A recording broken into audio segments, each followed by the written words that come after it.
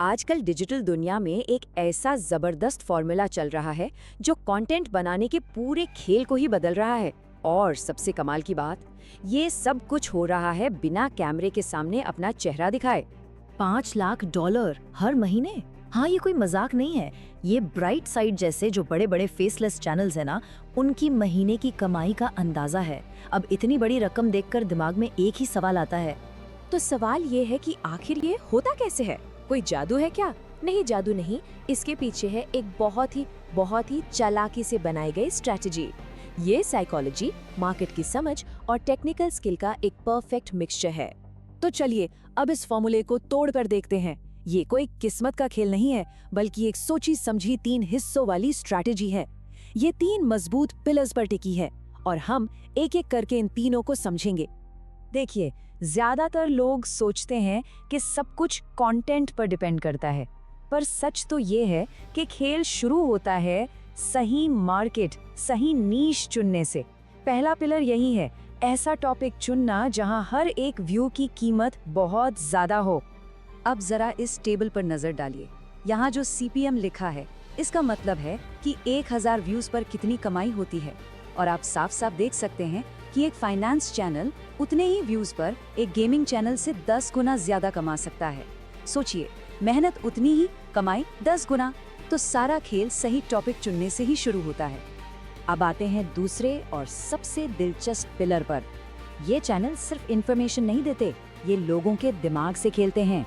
ये psychological tricks का इस्तेमाल करते हैं ताकि लोग वीडियो बंद ही ना कर पाएं। सबसे पहला हथियार है कमी का सिद्धांत या स्कैर्सिटी। ये बहुत सिंपल है। जब हमें लगता है कि कोई चीज कम है या मिलने वाली नहीं है, तो अचानक से वो हमारे लिए बहुत ज्यादा कीमती हो जाती है।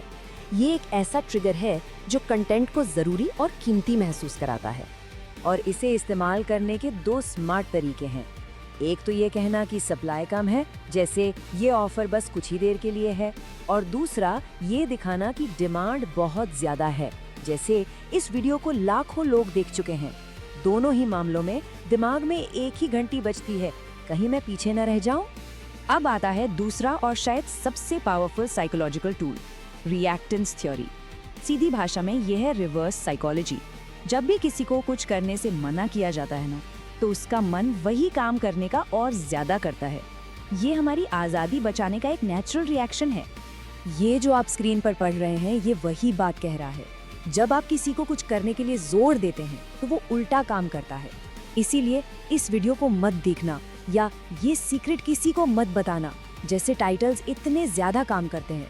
ये सीधे सीधे दिमाग को चैलेंज करते हैं कि क्लिक करो। और अब बारी है तीसरे और आखिरी पिलर की। बात सिर्फ ये नहीं है कि क्या कहा जा रहा है, बात ये भी है कि उसे कैसे दिखाया जा रहा है।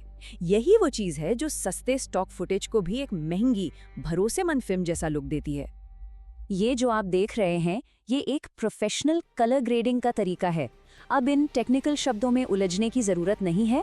इसका निचोड़ ये है कि डेविंची रिजॉल्व जैसे सॉफ्टवेयर में कुछ खास स्टेप्स लिए जाते हैं, जैसे CST नोड्स और कोडैक 2383 LUTs, जिनसे एक आम सी वीडियो भी बिल्कुल सिनेमैटिक फिल्म जैसी दिखने लगती है।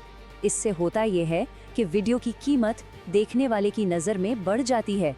तो ठीक है, हमने तीनों पिलर्स को अलग अलग समझ लिया।